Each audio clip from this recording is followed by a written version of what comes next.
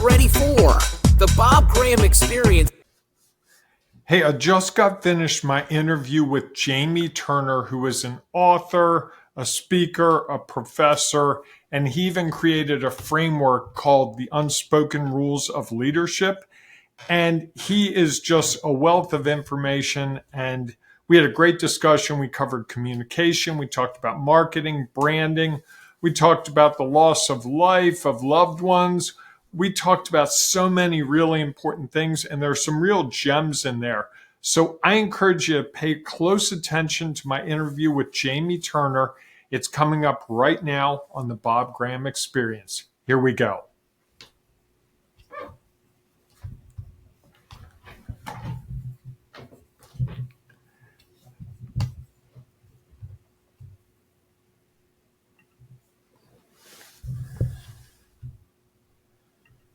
Hey, Jamie, I am so happy that you're here with me today. We had a little talk beforehand, and we were talking about guitars, which is, I think we're both a little excited now. So I like to start with a real simple question. Tell me your career path and what puts you in the place you're in right now where you're doing leadership and a lot of that kind of stuff. Yeah, I started out in marketing in New York City, did that for a while, came down to Atlanta. I'm based out of Atlanta right now, and did more marketing for an agency called Ogilvy. And then one of the small ones then, not much, not much of a reputation, never heard of them. I'm sorry, for people who are not into marketing, he's talking about one of the big boys. One of the big boys and one of the best agencies on the planet, and they once you have Ogilvy blood, you always have Ogilvy blood, and you just because it's the training is amazing, the prestige of working there is amazing. It's sort of the McKinsey of marketing, and so I did that for a while. So were you a Don Draper? I mean, you can't talk advertising now without mentioning Don Draper. Was that you? Did you go in the room and just have a brilliant idea and change a company's brand? Yeah. Well, my father was a literal Don Draper. He was a madman. He worked on Madison Avenue in the 1950s and the 1960s. So all of that stuff was really fascinating to me. And then, I went in and I was on the creative side at Ogilvy. I started out on the account management side in New York City, which is basically managing the account. Requires a lot of organizational skills, a lot of attention to detail, two things that I wasn't necessarily great at. I'm more of a big picture thinker and an entrepreneur and very creative. So I went down to Ogilvy, started there as a copywriter, and got great training and just had a wonderful experience there and really, really enjoyed it. But it sounds like you're familiar with that world and what have we seen or heard that you participate in? Or is there some slogan that you brought to the world that we're all using that? I'd have to ponder that one. Most of my stuff was pure print advertising, a little bit of TV. I did then ultimately jump over and had my own agency, which I enjoyed a lot, and had that for a decade. And really, we were at the time one of the most award-winning agencies in our region for about 10 years. Had a great run, merged that in with another agency, and then ended up at a direct response firm. So imagine I'm coming out of the world of brand advertising, which is essentially creating emotions and feelings about brands. I go to the other side of the spectrum, which is actually tracking the results in a science-based campaign, which I loved. And I didn't think I would. I thought, oh boy, this is the mundane side of the business. But the ability to track the results and then calculate a return on investment to a very, very specific degree was amazing to me. Loved that. Ultimately started a blog that was called The 60-Second Marketer. That got global attention, and suddenly I was getting asked to speak around the globe about a variety of topics, mostly marketing. True story, and for those of you who are listening to this and you're trying to think, where do I go with my career? Keep your antenna up and try to think outside the box. Here's what I mean. I was speaking to large groups of marketing executives. In the world of marketing, the older you get, this isn't true, but the older you get, the more the young people in marketing think you're out of touch. It's not necessarily true, but that's the perception. I'm in at a marketing profs event speaking to 1,000 people, realizing these people are going to stay 10 years from now. The average age of a marketing director is going to be 35 years old, and it is just across the board. I'm going to keep getting older and quote unquote less relevant. And I thought, well, how do I take what I know, which is persuasion and framing up ideas, and translate it into something that has a longer shelf life, that the older you get, the more wisdom you bring to the table. And I realized that was leadership and leadership development. Effectively, how do I do a better job leading myself so that I can lead others? And as you gain wisdom in that world, you start realizing, oh, I can draw from decades of experience, distill it down to core ideas that'll help people know how to do a better job leading themselves so that they can then go out and lead others. So I made the big shift from marketing over to leadership development, developed a platform called the Unspoken Rules of Leadership, which is all designed to help people understand, here are the tips, tools, and techniques you can use in order to do a better job with your teammates, better job communicating, better job getting people inspired to follow your lead. So that's where I am today. Okay, so you gave me a lot to dig into. If I can, I would love to go back to your data-driven part of your life, because so many people I talk to, one, don't really calculate their ROI on any kind of marketing or advertising. They're like, well, yeah, I ran the ad in the paper for about 3 months and didn't get any response. Well, did you ask anyone? What do you mean to get? Did you ask everyone who comes in your door, did they, how'd they hear about you? No, why would I do that? So walk me through some of that thinking. You said you're really entrepreneurial. So where could this help someone who's entrepreneurial? And where do you think the breakdown is? And is there a way to overcome it? Sure. I'll walk you through a very simple way to calculate it, and then also a more complex way. The more complex way will give you a better understanding of whether or not the campaign worked. The simplest way is to run a campaign and to see if you had a bump in sales. That's a very, very basic way. But the problem with that way is if you run a marketing campaign and see a lift in sales, the salespeople come in and say, well, that's because we had a promotion going on and it was because of our work. So there's no real way to figure it out. The better way is to actually track the results. Now, we can follow people around the internet and based on their behaviors, figure out if they are clicking through on an ad, whether or not they convert when they buy that ad, if they buy it online. So I'll give you an example. Nike goes in and says, we're going to advertise shoes. We know that these soccer shoes, we ran an ad for soccer shoes, a certain percentage, a small percentage of the people click through on the ad, and it might be a tiny percentage. And then out of those people who went through and got to what's called the landing page where we sell the shoes, what percentage of them bought the product? We can then calculate, well, it cost us X to run the ads. We generated Y in terms of profit. And that's a key thing there. You don't want to calculate it based on revenue because you really need to figure out how much profit you make from each sale. And so when you do that, you can say, I spent $1,000 in advertising and generated $1,500 in profit.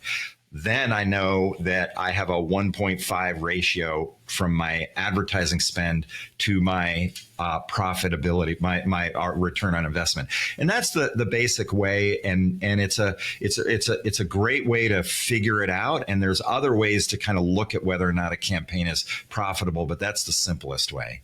Now, do you think, Jamie, of something like this interview as a campaign, and will you test your ROI on something like this where, okay, I spent an hour and 15 minutes of my time is worth X, I got X number of calls or emails or response, and that led to 2 speaking engagements or this partnership? Is that something you walk through in your mind because you understand this so well, or is that this is not advertising, marketing to you? This is just something you're doing. I'm curious. Yeah, no, great question. This would fall more in the camp of a brand play. So we were talking a minute ago about a direct response where I'm actually running an ad. I'm able to track whether somebody clicked it, and then I'm able to track whether or not that person who clicked the ad actually bought the product. Very direct response oriented. I'm over on the branding side with an interview like this, which is just stirring the pot, staying out there, staying relevant, staying in front of people so that ultimately they give me a call.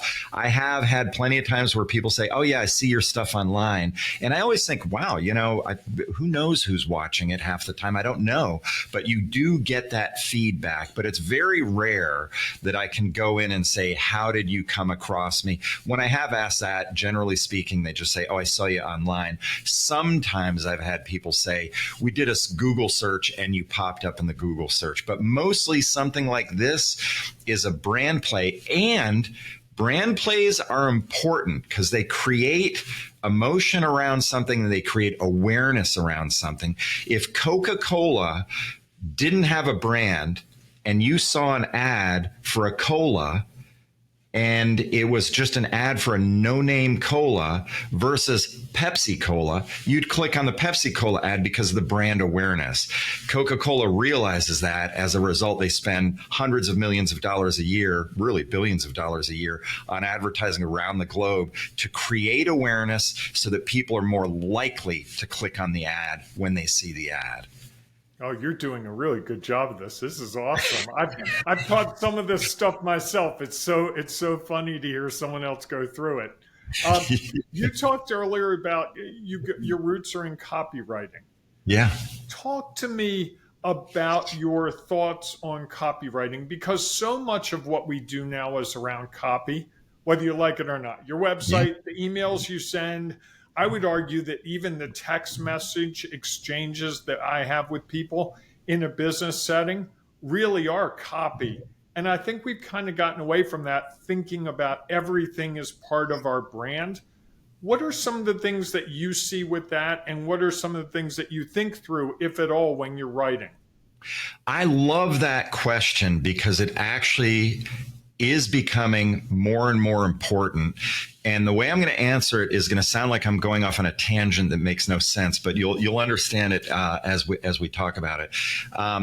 In sports, if you think about somebody running a 100-meter dash, we are now to the point where if you win in a 100-meter dash, you're not winning by a tenth of a second or 0.2 of a second. You're winning by 3/100ths of a second.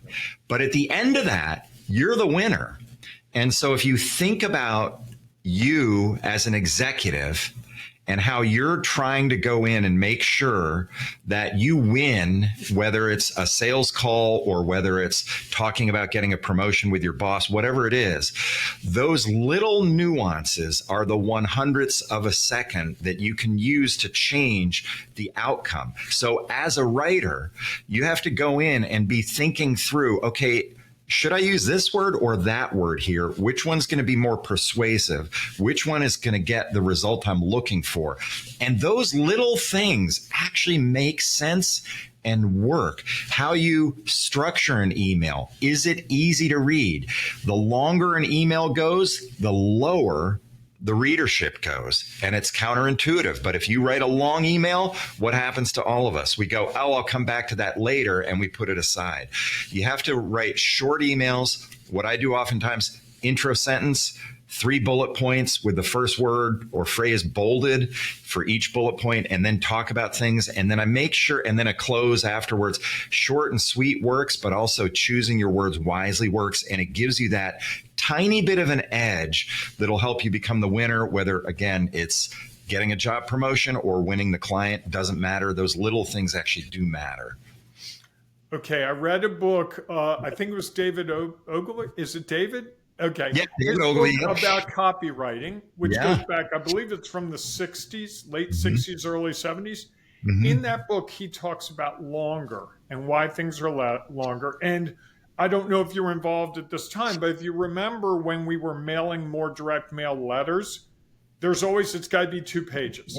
Yeah, I do. How do Yeah. you reconcile the fact that what you just described in an email is basically 2 paragraphs, and we had this letter style that was 2, sometimes 3 pages with a long PS and a PPS, and no one read the text, but they read the PPS. How do we reconcile this if you're someone who's, someone interested in writing? Great question. Another great question. And it goes into intent of the person receiving it. And Right. so when you think about a direct mail letter, and that still holds up, that 2-page direct mail letter, and I, used to write those all the time. And, I figured you had. yeah, and the person receiving it has been sorted out through data. And we know that the person receiving that letter is actually at the bottom of the sales funnel, very interested in buying it. When you are interested in buying something, you will go deep and say, oh, I'm going to spend $50,000 on a car. I'm going to read this direct mail letter that gives me all the details about the car because it's a considered purchase. The opposite side is an email. Really what we're trying to do in email is get them to think about us and then pick up the phone and make the call or do a Zoom call for a deeper, more considered purchase. So we're trying to just fish a little bit and capture them. And then the Zoom meeting or the phone call or the in-person meeting reels them in the rest of the way. So they're both important, but there's 2 different intents of the recipient is important to consider on that. But I love that question. And by the way, I hate it when people say, oh, that's a great question in interviews because they overuse it. But you have asked 2 questions in a row that were both great questions. So I appreciate the fact. Well, thank you. I appreciate that. I told you I was going to try to be different. Yeah. So the question I'm going to ask now, I'm sure you get all the time, but we need to go there. Can artificial intelligence replace you as a writer? Where can it help, do you think? And where can it? Or are you and I, are we dinosaurs? Because I'm a writer at heart too. Yeah. It cannot help. It cannot replace us yet. And here's what I mean by that. All of us, all of us have used artificial intelligence and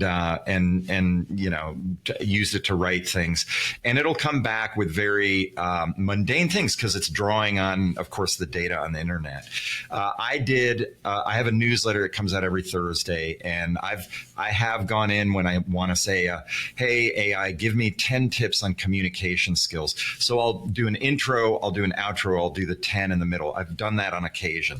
But the ones that get the responses were things where I am speaking from the heart about something that happened to me. I did one recently.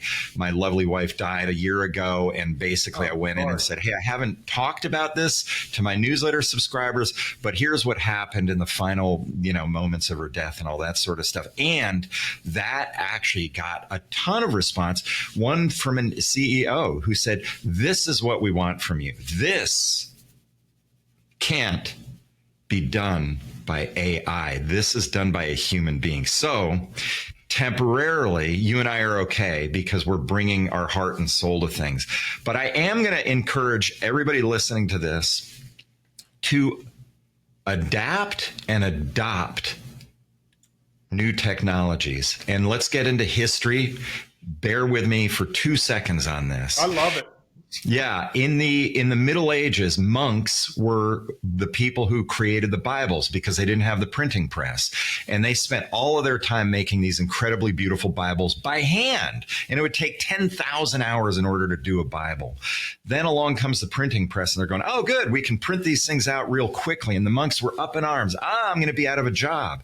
No, you're going to shift gears and become a leather binder or brew beer at your monastery or do other things that are going to have you evolve. So I always tell people, lean into new technologies, either adapt it or adopt it or whatever you want to do, but don't run away from it because it's going to overtake you. So this is an opportunity. The change with AI coming along right now is an opportunity. Whether you're a writer, whether you're an executive, doesn't matter. Go in and adopt it, lean into it, and use it as a tool that can propel you forward, because if you run away from it, it's going to just overtake you, and that'll be not what you're looking to do. Okay. Wow. That was very well done. You've handled this before, I think. All right. I'm going to shift gears. Let's talk about leadership. So many of the people I run into in business, including me, I was a journalist, I did marketing. One thing led to another. Companies started to fold, and I started my own company. I had to learn how to run a company for myself. And some would argue now, especially my accountant today, would argue that I'm still learning parts of it. Leadership, when we start a company, it's one employee, and then it becomes two, and that's four, and that's 10. And how do we become leaders more efficiently and more effectively, do you think? Yeah, the starting point there's two primary things, and let's come back to working on your own mindset, because that's a deep topic that I love to talk about. Oh, we're going to go there. Good. Fundamentally, that idea is change the way you think, which changes your actions, which changes your outcome. And people from Buddha to other spiritual leaders have been talking about that for thousands of years. But the bottom line is, we can come back to it. I love that topic because it really is transformative for you. But the number one thing I encourage new leaders to do is to get inside the mind of your employees. And if you understand what motivates them, then you can use that as a way to propel your company forward. Let me give you a great example. I had a friend who was interviewing at a large consulting firm. It was McKinsey or Deloitte or something like that. And he was interviewing there. And the person said to him, who he was interviewing with, said, "What do you want to be doing in 5 years?" And my friend thought, I can give him the answer that person wants. Oh, I want to be running a department, or I want your job, or I want to, da-da-da-da. Serve the company and their purposes and blah, blah, blah. Yep. Right. And he said, you know what? I'm going to actually just be honest. And he said, you know what I want to be doing in 5 years? I want to be retired in Mallorca, a little island off the coast of Spain. And the interviewer said something brilliant. Great. Let's make that happen, which was wonderful if you think about that, because he was saying, if that's your motivation, that's cool, because we can make that happen for you. If you do X, we'll do Y, which is get you to the island of Mallorca to retire in 5 years. And that was a great example of an employer or a prospective employer getting inside the mind of the person and saying, what do you want out of this relationship? And if I understand what you want and we can figure out a way to make it match, we're both going to win in this. And so I often tell people who are aspiring leaders, figure out what it is your employees are looking for and then move forward on that. The other thing, of course, is employees are looking for a leader to tell them where they're going and to tell them what the plan is and to help them. Where the company is going. Where the company is going. Right. Yep. Glad you spotted that. Absolutely. Where the company's going. Here's my vision for the company in 5 or 10 years. This is what I want to accomplish. This is where I want us to go. We're going to have 2 steps forward, 1 step back during that journey. But if you're on board with it and you want to join me on that journey, then let's make this happen. And that way they know, kind of have a roadmap on where they're headed. But those two things, giving them a roadmap and also understanding what motivates them. If you got those two things, you're 80% of the way there for being a good leader. That dovetails so well with what you were doing when you were writing, right? When you were doing marketing, it's understand your customer. Yeah. And create content that appeals to your customer. As a leader, I hadn't like connected the dots on that, but you're exactly right. That's effectively what I'm doing, is figuring out the customer and then figuring out the content that'll appeal to the customer. I love that. That's an interesting parallel. I would tell you that's how I see it in my head for myself. I think that's where having the journalism and the marketing gives me the tools to understand people. Yeah. And then now I'm helping a lot of business leaders write lead generation books. And it's really about helping them understand their customer and then writing a book, just like you were writing, 2-page letters or whatever that appeal to them. But the starting point really is understanding that person you're serving. And that's leadership, right? I mean, you can't just say, hey guys, we're going to double our profits because I Yeah. want to make the stockholders really happy, or I want to retire, or I have this exit strategy in mind. I don't really care about you. Once I'm gone and I've made my money, I don't care what they do to you. That doesn't work real well. I had a friend years ago, decades ago, who had a company, and he said, well, we're going to increase sales 30% this year. Now, by the way, he was in his 20s when he said this, so he gets a pass. But I said, you're going to increase sales 30%. How? And he said, oh, I don't know. So I was like, well, that's the hard part. The easy part is setting the goal. The hard part is execution. So go figure that one out, and then let's talk. So, although at least he had a goal, and he was honest that he didn't know how to get there, because I think one of the misconceptions I had about business ownership is owners have to know and do everything. If I don't know exactly where I'm going to be, how am I going to generate revenue today? I have a strategy. It doesn't mean it's going to work that way. And so often I thought, Elon Musk knows everything. Well, if you read the Isaacson book about him, you realize he's winging a lot of it. He's just very committed. And I'd love to ask you a question about, to me, great leaders, one of the qualities they have is they're fearless against uncertainty. Going to Mars seems incredibly idealistic. We're not even going to the moon now, and Mars is a whole lot farther away. It's not the most inhabitable place, yet there are people like Elon Musk, and I use him just because he's a great example that we all know. There are plenty of other people, but here he makes this bold thing. We're going there. I'm going to get us there. How does a leader, where do you think they become fearless and they're willing to deal with the uncertainty? And you talked about mindset, and I think it's all sort of circles together. Yeah, a couple of things. The Isaacson book on Musk is a great read, and you'll realize that Musk's brain works slightly differently from most of ours.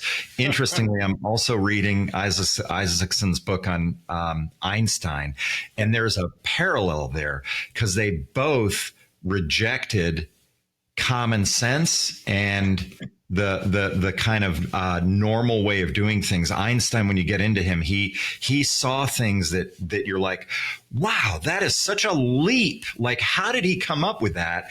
And Musk, it turns out, has the same kind of thing. To be an entrepreneur and a leader, there's two things that cross my mind. One is, the truth is, to be an entrepreneur, you have to be a little bit crazy, because who leaves a good job with benefits and stability and says, I'm going to go out and in all likelihood fail, but I'm willing to take that risk? 9 out of 10 businesses fail.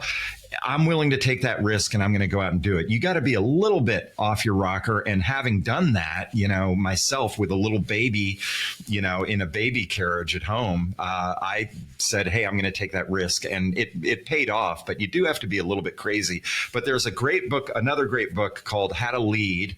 And that in that book, he says, good leaders run towards problems. And I wish I'd heard that when I was in my 20s, because I did what everybody does, which is kind of hope they go away. And I realize now I've got a yellow sticky that says good leaders run towards problems. When I have an issue, I go, it's tough, but I got to do it. I got to lean into this problem and fix it, and then worry about the next problem. But that's a great line to remind you as a leader. Good leaders run towards problems, and it's counterintuitive, but it'll help you in your career as you go along. I love that. So as a leader, what are some of the characteristics of leadership that you think are the hardest for us to wrap our heads around? That one about heading towards the problem is one. Are there others that come to mind for you that you see over and over in your work, in your classrooms, in your career? Yeah, good leaders work on their mindset first and their skill set second. They work on how they view the world, how they think about the world, how they frame up the world, and they work on that a lot, and then end up working on their skill set, meaning learning new software programs, learning how to use Zoom, whatever it is, as an afterthought, really, almost. And that is a trend. They do have also ambition, and I'm still trying to figure out where ambition comes from, because if you think about people just in general, you can look around and go, well, they're highly ambitious. What caused that? In fact, I remember going in at one of my companies and having a lunch and learn for 30 people in the room about how to reach the top of your career, to get to the top. I'm in there to 30 people talking about, here's how you become the CEO. And I'm 15 minutes in and I'm realizing I'm losing them. They're not paying attention here. And I said, hey, everybody raise your hand if your ultimate ambition is to be the CEO. And I think one person raised their hand. And I went, oh my God, I'm preaching about how to do something to people who could care less. They don't want to do that. They just want to go in and have a good life, and they have different ambitions. And so understanding that good leaders tend to have some sort of screw missing in their brain that says, I want to do all the hard work to get me to that top, is one of the things that makes a leader a leader. But you can also lead by saying, I'm going to be a good leader by being present in my marriage. I'm going to be a good leader by being there for my kids during soccer practice. So it doesn't always have to be the top job. It can just be, what is your ambition for your life? And then figure out how to move forward towards that ambition. But setting those goals and deciding this is what I want my life to look like is an important thing. And trying to go out 5 or 10 years and saying, when I'm looking back, what am I doing today that got me to where I want to be in 5 or 10 years, so that I can make sure I'm on the right track to get to those goals, whatever they may be. I'm going to ask you a question, Jamie, that you can say you don't want to answer. Earlier, you mentioned that your wife died, I think you said about a year ago. Yeah. If you were setting, and I'm so sorry for you, if you were setting your goals 2 years, 3 years, 4 years, 5 years ago, I don't think you probably planned for that. How do you reconcile the fact that you're saying be ambitious and set a plan and have a plan, but you, of all people, had a pretty serious thing come up that I would think altered those plans? How do you recover from that? Because you seem like you've recovered one. And how do you incorporate that into the whole 5-year, 10-year planning scheme? I have no problem answering it because it'll be helpful to your listeners. Yeah. Thanks for asking it. A couple of things. First of all, before she died, she and I had a friend who had lost her husband, and the friend said, it's the second year that's the tough year.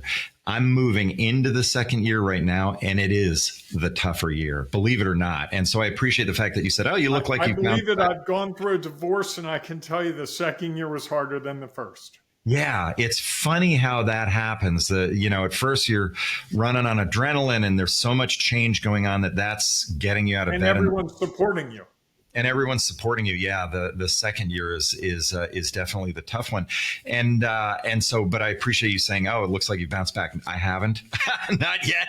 I'm still working on it. But conversations like these are actually very helpful, and they kind of help me express things. Yeah, you've been through a divorce. I've been through the death of a spouse.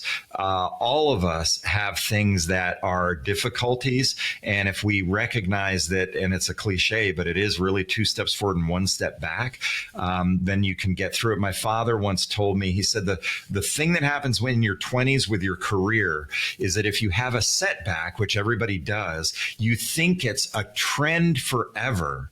Mm-hmm. And then as you get older, you realize, no, it's just a little bump in the road. And then you start realizing that, hey, it's a bump in the road. I was out for a canoe trip with my brother and sister and college roommate years ago, and we're in the white water, and I realized, oh, the white water has the ability to give me a sense of what life is about. If you take the canoe and try to paddle upstream, it's a waste of time. So in your life and in your career, if you're trying to paddle against the current, it's not going to work. Turn the canoe around, go downstream and recognize that when you get into a state of flow with your career, your personal life, whatever, you're using the white water to propel you forward. Instead of seeing the problem over here and the rocks over there, you actually kind of get into a state of flow where you move with all of that, and it actually works well to propel you forward. Now, I'm saying that I understand it intellectually, and there have been times in my life where I understood it emotionally. I'm back in the intellect stage right now, which is unfortunate. I want to get to recognizing that the setbacks in my life, whether it is career journey or losing a spouse, are actually things that can be used to propel me forward and make me better.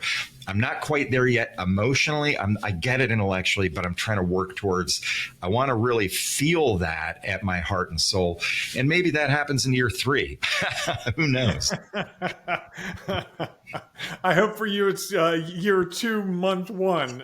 Yeah, me too. It occurs to me that going through that adversity that you're going through, that I've been through, and most of us have been through, and the uncertainty around that is very similar to the entrepreneurial uncertainty or the uncertainty that we have as leaders, right? Because I think so often as a leader, when I've been a leader, something's come up that wasn't anticipated.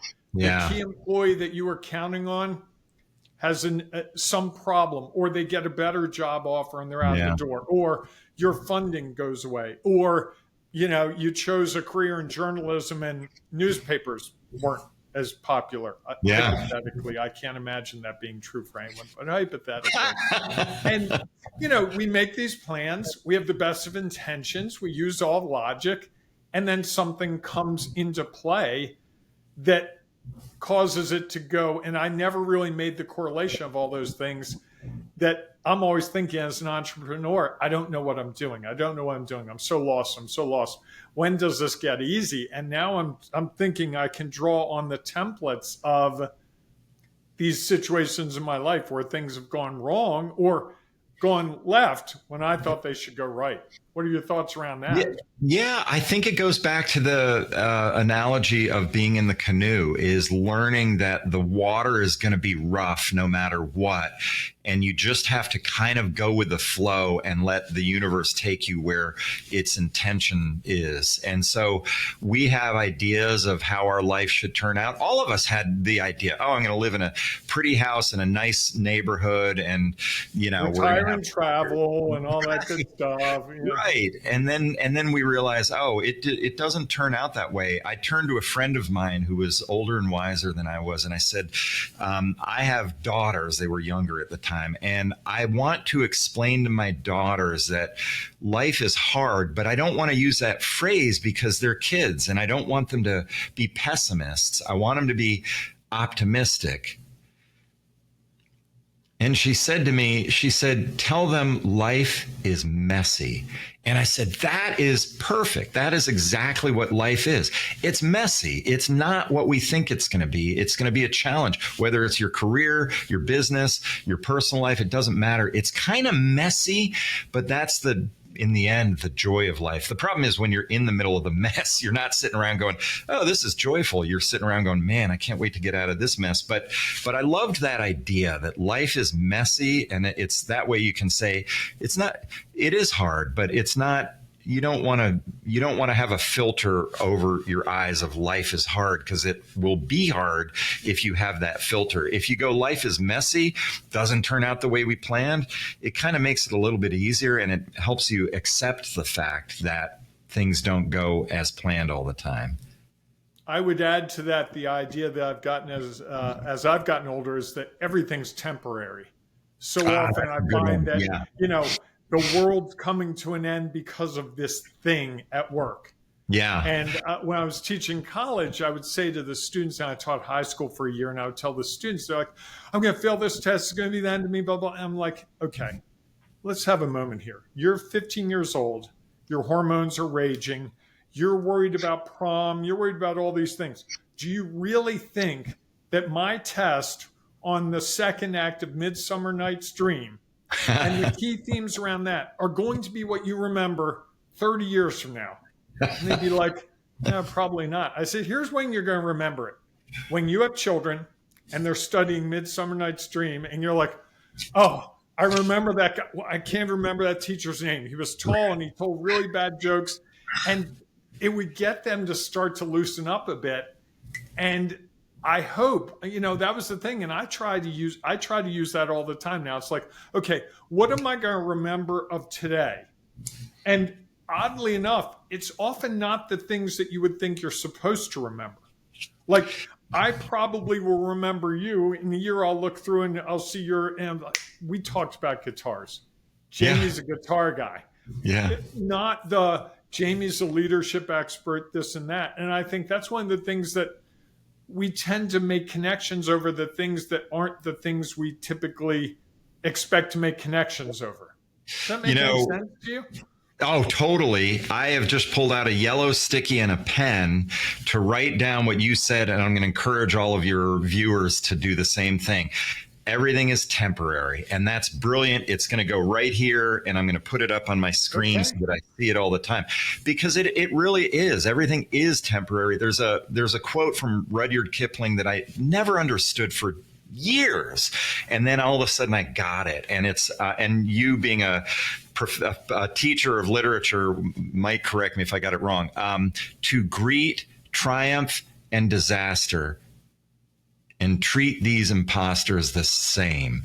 And what it means to me is, when we think we're triumphant, it's an imposter. When we think it's a disaster, it's an imposter. And if you can go through your life just recognizing that everything is temporary, these highs and lows are just imposters. They're not the real thing. And then also to support you on, I remember coming across, you were talking about kids. Are you going to remember the prom, or are you going to remember, Midsummer Night's Dream? A father turned to his son and said, you're not studying for the exam about Midsummer Night's Dream. What do you don't you want to learn about that? And the kid said, Dad, all I want to learn is how to dance. Summed it up. And it was like, that's important. Midsummer Night's Dream is not as important as knowing how to dance. And so it's a great way to understand what is really important in life. But I do love, I'm going to write down that thing, and everything is temporary, and use it as a reminder of all the parts of my life that go through the highs and the lows.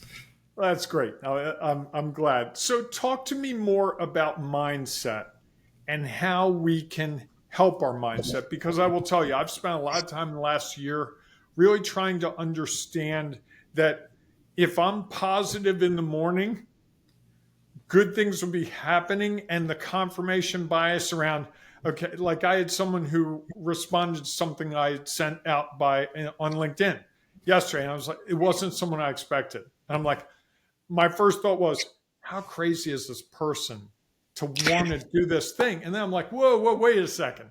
If that's my mindset, that means I think it's crazy, which means it's not going to succeed. So I immediately canceled that thought and said, okay, this is the first person in this genre of people that gets what I'm trying to do. How great is that? Oh, that's cool. I kept telling myself that all day. And in the afternoon, something else happened that confirmed that perspective. And in the evening, I was talking to someone about the day, and I said, a really weird thing happened to me this morning. And it means something's working. And then something else happened this afternoon, and it was working. And she said to me, that doesn't sound like your usual take on the day. Interesting. And I thought, wow, this is really starting to affect things. And so talk to me about your thoughts around that and how you do that, if you do that, or what you do that makes you get through the day. Because I would assume in the last year, you've had a couple of tough days, and you look like you still hold a job. You still interact. You didn't call me and go, Bob, I can't do this today. So walk me through some of your thoughts around that, if you would. No, it's one of my favorite topics because if we can manage our thoughts, then we can, for the most part, manage the world around us. And let me be clear about something. You can change your thoughts, which ultimately leads to changing your actions. You cannot control the outcome, and that's something I'm consistently working on, is letting go. Not very good at it. I'm trying to learn how to be better at it, but I do know I can control my thoughts and I can control my actions. I have to let go of the outcome because there's too many variables and too many things that can change the outcome. But once you kind of sort of remind yourself of that, then it helps. Let me give your listeners and viewers 3, 4, 5 things that they can do in order to help on this front. I'm going to put an overall blanket over all of it by saying self-care is important, and understanding that taking care of yourself is a first step towards being able to succeed in your career and in your life in general. Interestingly, on that front, studies have shown that other care is one of the best ways that you can improve your sense of peace and well-being. So even though I'm saying take care of yourself, studies also show if you take care of others, whether it's an elderly parent or volunteering for young children at a foster home, whatever it is, that actually brings a sense of peace. It goes way beyond anything else that you can do on the self-care side of the equation. But there are a couple of things that I do personally that seem to work for me. One is I meditate twice a day, 25 minutes in the morning and 20 minutes in the afternoon. The first thought everybody just had was, I don't have 55 minutes a day or 45 minutes a day to meditate, so skip that one. Let me tell you, when you meditate that much, you are so much more productive during the course of the day that 45 minutes is well made up for during the course of the day, because you work more efficiently, more quickly. There's less waste, all sorts of good stuff. You have the added bonus of why is that? Jamie, you're saying that, and I think the why is important, because I'm not buying it conceptually. Because like I got to spend 20 minutes not thinking. Yeah. And then I got to go do my work. No wonder I'm more productive, because I'm thinking, which is what I do all day. Yeah. And then you're saying at the end of the day, okay, Bob, you had a really great day or you had a really bad day. Stop thinking for 25 minutes about it. Yeah. That sounds like torture. Yeah, it's very counterintuitive. I will tell you this, the morning meditation where I do the 25 minutes is the best part of my day. And I know that sounds weird, but I am going to places in my consciousness that I'm exploring now and recognizing so much in terms of who I am as a human being, who I am as consciousness, just to get really deep, that our thoughts and our ideas are what our consciousness is. And that's very different from our body. And even our mind, our brain is different from our consciousness. But without getting too deep on that front, what ends up happening is, it's the state. Think, for everybody listening to this, if you think of where you are most at peace, it might be when you're running. It might be when you're playing with your children. It might be when you are horseback riding. It doesn't matter. It might be at church. It might be anywhere. There's a place where you feel like the world makes sense.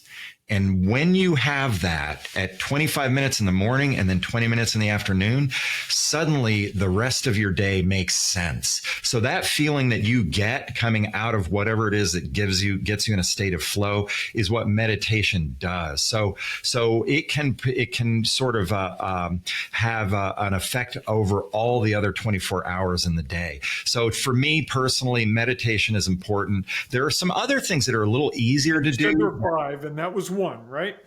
Yep, absolutely. There are a few other things. Oprah Winfrey was interviewed and they said, what's the secret to your success? And she said, it comes down to one thing. Every day I write down 3 things that I'm grateful for. And she said it frames her thinking throughout the day. And she said, it can be that the doorman opened my door for me at my apartment in Chicago or wherever she's living right now. And it's a doorman. That should make it a lot easier. Right. Sorry, it was there. No, it was right there. My limo showed up right on time. Hey, we should all I be hate when my limo is late and my doorman doesn't get the door for me. Kills me. right. But she literally said writing down 3 things a day that she's grateful for, and she has a gratitude journal. You can also use tapping on your collarbone as a way to shift your thoughts. So a story for you here about my life and the challenges I face. I had a mom who was a little bit troubled, and she one morning when I was in 7th grade was gone, and it was a big chaotic incident in my life. And I remember being driven to basketball practice that morning. It was February. It was dark out. It was rainy. It was cold. I was never been more miserable in my life. And so fast forward decades later, and when I would go out to pick up the newspaper and it was a cold, dark, rainy morning, I would have these kind of flashbacks, not flashbacks as much as these deep emotional feelings of depression.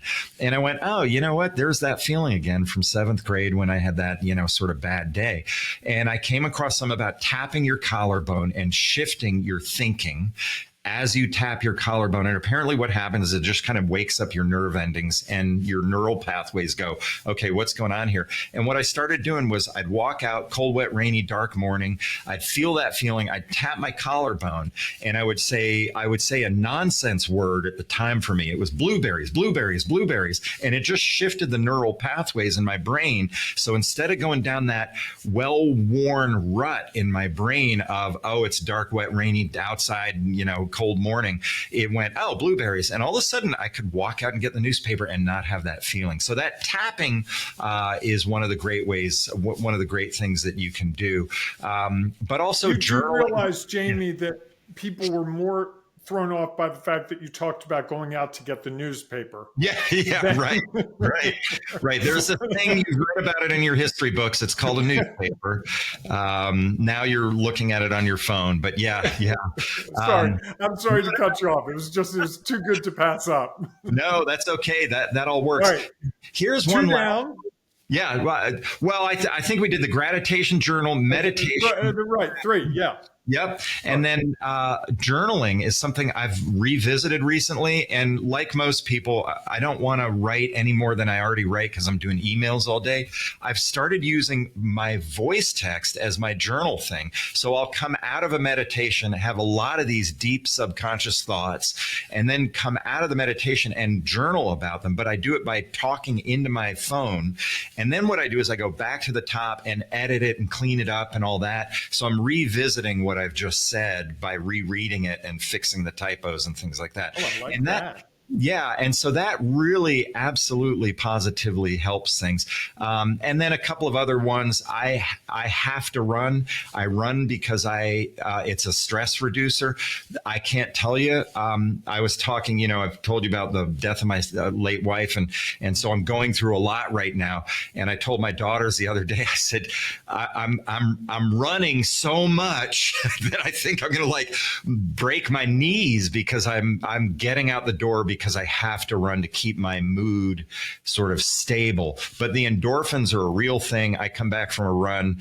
And by the way, it doesn't have to be a run. It turns out a brisk walk has the same effect for people. So that's a really terrific tool for me. And then I do have a spiritual life where I find depth and meaning by being spiritual. I don't care what form of spirituality you believe in, but if you are somebody who feels as though there is something greater than ourselves that is there, then you can use that to any degree you want to. And I don't care which. I tell people all the time who are of different faiths, I say, I don't care what side of the mountain you come up on. If we're all trying to get to the top of the mountain, if you come up on that side and it works for you, awesome. We're just trying to get to the top of the mountain, and you go that way, I'm going to go this way, and I'll see you at the top. And so that's a very powerful thing for me to help me get through the challenges that I face career-wise or on my personal life. I love all that. Thank you so much for sharing those. Okay, so we're getting close to what I call the Bob Graham experience, where I'm going to ask you 5 questions. But before that, I always try to give people a chance to talk about whatever you want to talk about. How can we support you? What can we do? What's the cause? Whatever it is, because I've steered the conversation. I want to give you the stage. You can go. I won't interrupt. I promise I won't cut in for a joke or a great observation. I'm just going to go until I think you're finished. All right. So Yeah. the floor is yours, Jamie. I am by nature a helper, somebody who likes to help others. And if you go to the core essence of who you are, the person listening to this or watching this, think about who you are at your core. All things in life are based on basically love or fear. And most of us will say, hey, the core essence of who I am is about love for my family, for my children, for my friends, for my coworkers, whatever it is. Then you have to think about how you transfer that into something tangible. For me, love turns into help. Help turns into teaching. Teaching turns into speaking.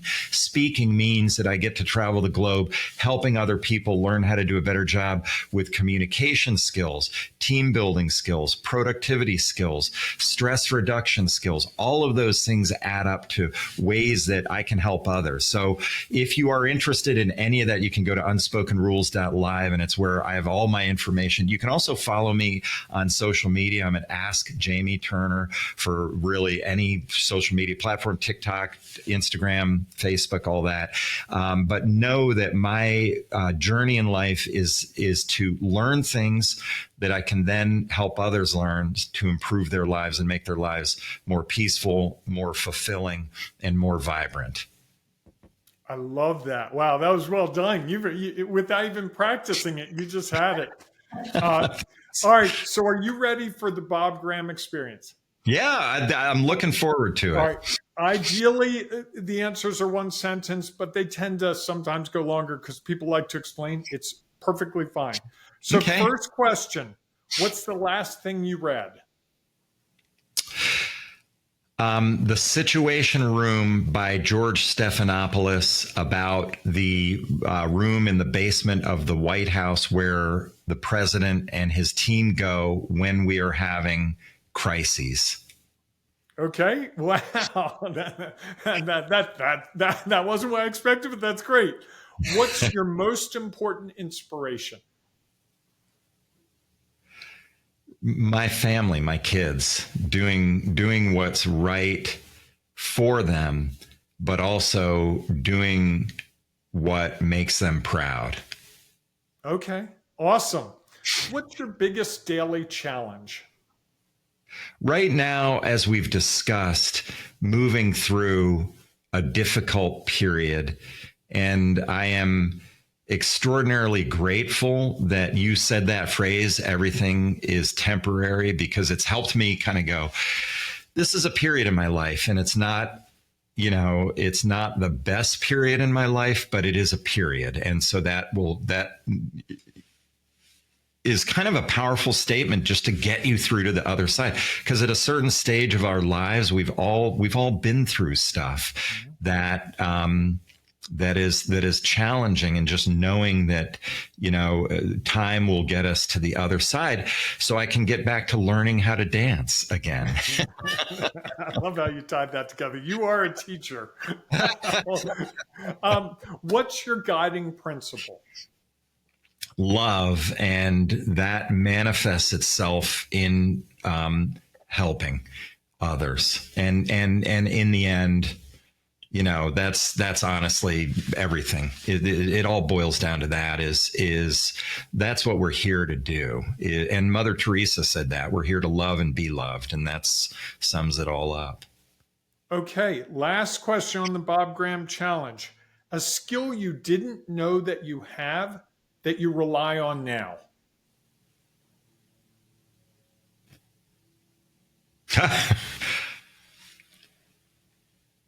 I was never good at organizational skills. I'm not organized in my brain. What I learned is that if you're organized on paper, you can stay on task. And so the skill I learned was, if I just have a million spreadsheets for things and yellow stickies all on every place to remind me of the things, I can stay focused and on task by artificially being organized, as opposed to being just organized naturally in my brain. Okay, so fake it till you make it. Fake it till you make it. Yeah, exactly. And I'm going to ask you a bonus question because your book suggestion was so good, or your book that you're reading is so good. What's a book you recommend everyone should read? There's so many. I love self-help books and things like that. Although I'm now at the stage of my life where I've read so many of them, I go, okay, got that one, got that one. You know, I kind of read the table of contents and I go, all right, maybe there's a chapter in this book that is going to be something new for me to read. But a few other ones, How to Lead, and I'm looking over my shoulder to see the guy. You'd be familiar with the guy because I know you're a reader too. I can't find the book right now, but he is but it's a great book on leadership, and it's just called How to Lead. But it's his series of interviews. There's one more. Believe it or not, if you love history, this is a book called Mankind. It's by the History Channel, and it's a fun. You never thought that world history would be as interesting as it is. That book I just got through reading, and it's just a joy to read. And then I love rock and roll autobiographies, and because the story is the same. We made it big. We started snorting a lot of cocaine, and then we lost all our money, and then now we're back on the reunion tour. It's the same story for every single read the Bob Dylan book. Oh yeah, just they're all like that, and they're fun reads because it's just the insider scoop on all of them. And to give you a few on that front, Peter Frampton's is a great one. Keith Richards is a Shakespearean in the way he thinks about things. Believe it or not, you wouldn't know that. I know, I've heard that. Yeah, it's really interesting. And then all sorts of ones. Dave Grohl's book is a great one. They're all fun reads and interesting and all that sort of stuff. So those are endlessly fun for me to check out. Jamie, I really appreciate your openness, your honesty, and your willingness to just share what you've discovered in your life with us today. It really has been an eye-opener for me, and I appreciate your time.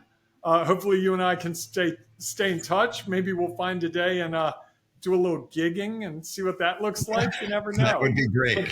But thank you so much, Jamie. And folks, we will be back with another episode, or you can go into the archives. They're waiting there just for you. That's the Bob Graham Experience. And this is the Bob Graham Experience. And guess what? I'm still Bob Graham. Thank you. That was the Bob Graham Experience. Want to be a guest and experience it for yourself? Visit thebobgrahamexperience.com to get on the list. And of course, please rate us and listen to other episodes wherever you had the Bob Graham Experience. Until next time.